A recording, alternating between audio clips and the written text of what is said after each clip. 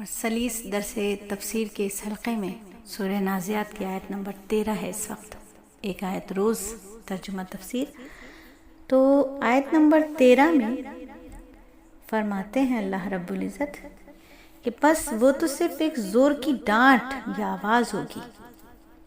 پس وہ تو صرف ایک زور کی ڈانٹ یا آواز ہوگی۔ یا اس آیت میں اللہ تعالیٰ اپنی قدرت کاملہ کو بیان فرما رہے ہیں۔ کفار یہ سمجھتے تھے نا کہ مرنے کے بعد دوبارہ زندہ ہونا بہت مشکل یا بہت ناممکن ہے، لیکن اللہ تعالیٰ فرماتے ہیں قیامت برپا کرنا اور تمام انسانوں کو دوبارہ زندہ کرنا اس کے لیے کوئی مشکل کام نہیں ہے، بہت آسان ہے، بہت آسان ہے۔ صرف ایک آواز ہوگی یا ایک حکم دیا جائے گا، یعنی ایک فرشتہ حضرت اسرافیل علیہ السلام سور پھونکیں گے، نطفہ ثانیہ، اور پھر سارے کے سارے مردے قبروں سے زندہ نکل کر آ جائیں گے۔ اللہ تعالیٰ کو دوبارہ پیدا کرنے کے لیے کسی مشقت اور وقت کی ضرورت تھوڑی ہے، حالانکہ اللہ تعالیٰ کے ہاں یہ سب کام دم بھر میں ہو جائیں گے، ایک سیکنڈ میں، ایک ڈانٹ پلائی، یعنی صرف ایک سور پھونکا اور اسی وقت لمحے کی چوتھائی میں، گھڑی کی چوتھائی میں سب اگلے پچھلے میدان حشر میں کھڑے دکھائی دیں گے، یعنی سب لوگ ایک میدان میں آ کر موجود ہو جائیں گے۔ ساحرہ کے معنی ہوتے ایک چٹیل میدان، تو جہاں دشمن کے حملے سے بچنے کے لیے کوئی آڑ نہ ہو، کوئی پناہ نہ ہو، اس میدان میں انسان کو ڈر کے مارے نیند نہیں آئے گی، رات بھر بے چینی کے ساتھ جاگ کر گزارے۔ تو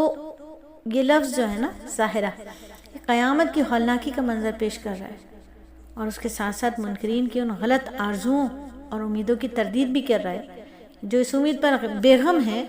کہ اگر بالفرض قیامت آ بھی گئی تو وہاں کو سفارش کر دی جائے گی،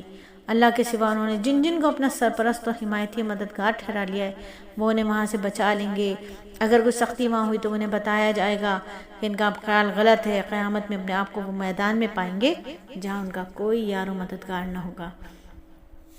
تو یہ ہے سورہ نازعات کی آیت نمبر 13، آج تک کا سبق۔ تو پھر دعا کرتے ہیں کہ اللہ تعالیٰ اس دنیا میں ہمیں ان اعمال کی توفیق عطا فرمائے، ان اعمال صالحہ کی توفیق عطا فرمائیے جو آخرت میں آپ کی رضا اور مغفرت کا سبب ہو، اور ان اعمال سے بچا لیجئے جو گرفت ہو جائے ان پر، جن پر مواخذہ کا سبب بن جائے وہ اعمال۔ یا اللہ ہمیں قیامت کی ہولناکیوں سے، سختیوں سے ہم کو اپنی پناہ میں رکھیے گا، وہاں کے خسارے اور نقصان سے بچا لیجئے گا۔ یا اللہ میں ہر اس گناہ سے معافی چاہتی ہوں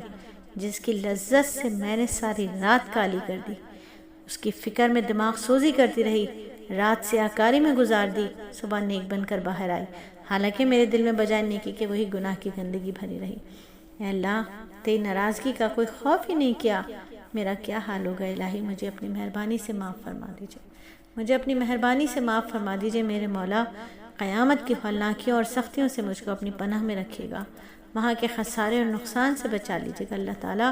مجھے اعمال صالحہ کی توفیق عطا فرما دیجئے، ایسے اعمال صالحہ جو آخرت میں آپ کی رضا اور مغفرت کا سبب بن جائیں، ان اعمال سے بچا لیجئے جو گرفت کا باعث بن جائیں میرے مالک۔